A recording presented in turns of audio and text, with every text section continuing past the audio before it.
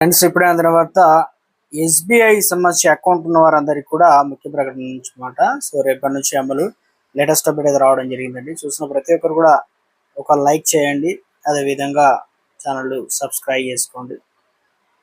Subscribe చేసుకున్న ప్రతి ఒక్కరు కూడా all button all notification activate చేసుకోండి.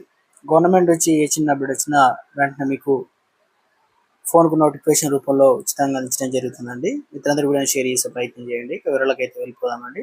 సో బ్యాంక్ ఆఫ్ ఇండియా అన్నమాట. అంటే ఇప్పుడు ఎస్బీఐ ఉంది కదా, సో బేసిక్ చాలా మందికి అయితే ఇప్పుడు ప్రభుత్వ రంగ బ్యాంక్ అకౌంట్ అయితే ఉంటుంది. అయితే కొత్త కొత్త రూల్స్ అనేది వస్తాయి కాబట్టి ఎప్పటికీ చేంజ్ అవుతుంటాయి. సో ఇప్పుడు ఏం చేస్తారంటే ముఖ్యంగా డిపాజిట్ బిఎస్బిడి ఖాతా ఉన్న వారికి అప్డేట్ ఇచ్చింది అనమాట. ఖాతా నుంచి నగదు విత్డ్రా చేసే విషయంలో ఎస్బీఐ కొన్ని మార్పులు చేసినట్టు చెప్తున్నారు. ఈ కొత్త నిబంధనలు అనేది ఎప్పటి నుంచి తీసుకొస్తున్నారు ఏంటంటే అక్టోబర్ 1 నుంచి 2026 నుంచి అమల్లోకి రాబోతుంది. అసలు ఏంటనేది చూసుకున్నట్లయితే కొత్త రూల్స్ ఇప్పటి వరకు బేసిక్ సేవింగ్ అకౌంట్ అనేది ఉంటుంది కదా, మనం ప్రతి ఒక్కరు కూడా సేవింగ్ అకౌంట్ అనేది ఉంటుంది. ఖాతాదారులు నెలలో మొదటి 4 అంటే ఇప్పుడు మనము 4 విత్డ్రా, ఇప్పుడు ఏటీఎం అనేది ప్రతి ఒక్కరికి ఉంటుంది. ఏటీఎం ద్వారా ఏం చేస్తాం, ఏటీఎం కార్డుకి వెళ్ళి మనకు కావాల్సినటువంటి అమౌంట్ అనేది విత్డ్రా చేసుకుంటాం కదా, అది 4 నెలలకు 4 అయితే ఉచితంగా ఇస్తారు. తర్వాత మనం తీసే దాన్ని బట్టి అయితే ఛార్జీలు వసూలు చేస్తారు. పరిమితి దాటిన వెంటనే ఛార్జీలు కూడా వర్తించేవి. కానీ ఇప్పుడు కొత్త రూల్స్ అనేది ఏం చేస్తున్నారంటే అక్టోబర్ 1 నుంచి మొదటి 4 విత్డ్రాలు ఉచితంగానే ఉంటాయని చెప్తున్నారు. కానీ ఆ తర్వాత చేసే ప్రతి విత్డ్రాకు రూపాయలు ఛార్జ్ చేస్తారు, రూపాయలు అయితే కట్ చేస్తారు అనమాట. సో జిఎస్టీ అయితే చెల్లించాల్సి అయితే ఉంటుంది అంటున్నారు. ఇక్కడ అసలు మార్పు వచ్చిందంటమాట. గతంలో ఈ 4 ఉచిత లావాదేవీలు లెక్కించేటప్పుడు కొన్ని డిజిటల్ లావాదేవీలు మినహాయించేవారు. కానీ ఇప్పుడు ఏం చేస్తున్నారంటే ఆ మినహాయింపు తొలగించి దీంతో ఖాతాదారులు తమ నెలవారీ విత్డ్రా కాస్త జాగ్రత్త చూసుకోవాల్సి అయితే ఉంటుంది. ఇందులో బిఎస్బిడి అనే ఖాతా అంటే ఏంటంటే, బిఎస్బిడి అంటే ఏంటి, basic saving account, bank deposit account అనమాట. ముఖ్యంగా తక్కువ ఆదాయం ఉన్నవారు కూడా సులభంగా బ్యాంక్ సేవలు పొందేలా ఖాతాలు రూపొందించారు. కాబట్టి ఖాతాలో పెద్దగా ప్రయోజనం ఏంటంటే మినిమం బ్యాలెన్స్ ఉంచాల్సిన అవసరం కూడా లేదు.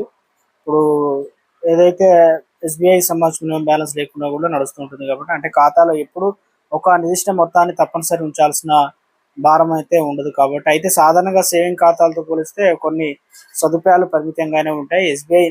బిఎస్బిడి ఖాతాలకు సాధారణంగా చెక్ బుక్ సదుపాయం అయితే ఉంటుంది. నగదు అవసరమైతే బ్రాంచ్లో విత్డ్రా ఫామ్ ఉపయోగించుకోవచ్చు, లేదా ఏటీఎం ద్వారా కూడా డబ్బులు అనేది తీసుకునే అవకాశం ఇచ్చారు. అలాగే ఖాతాదారులకు RuPay ATM come debit card ఇస్తారనమాట. ఈ కార్డులు వార్షిక మెయింటెనెన్స్ ఛార్జీలు అయితే ఉండదన్నమాట.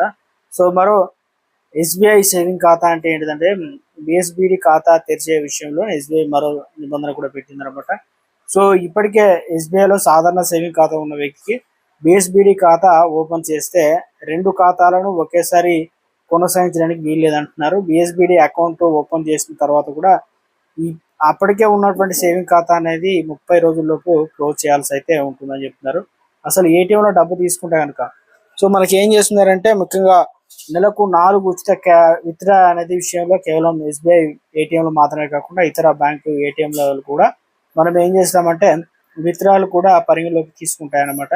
అలాగే బ్రాంచ్లో కూడా నగదు తీసుకోవడం, ఏఈపిఎస్ ద్వారా కూడా క్యాష్ విత్డ్రా కూడా ఈ ఉచిత పరిమితులు కూడా వస్తాయి. అంటే ఒక నెలలో ఏటీఎం బ్రాంచ్లు ఏఈపిఎస్ ద్వారా కలిపి 4 ఉచిత విత్డ్రాలు పూర్తయ్యాక తదుపరి క్యాష్ విత్డ్రాలకు ఛార్జీలు పడే అవకాశం అయితే ఉంటుందని చెప్తున్నారు. అన్ని సేవలకు ఛార్జీలు అయితే ఉండవు. కొత్త మార్పులు కేవలం క్యాష్ విత్డ్రా విషయంలోనే.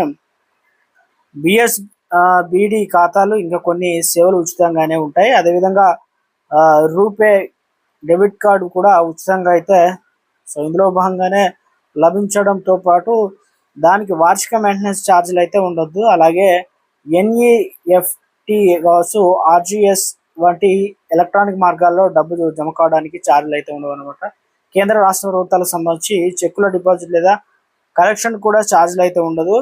ఇనాపరేటివ్గా మారిన ఖాతాను మళ్ళీ యాక్టివ్ చేయడానికి కూడా ఛార్జీలు అయితే ఉండవు అనమాట.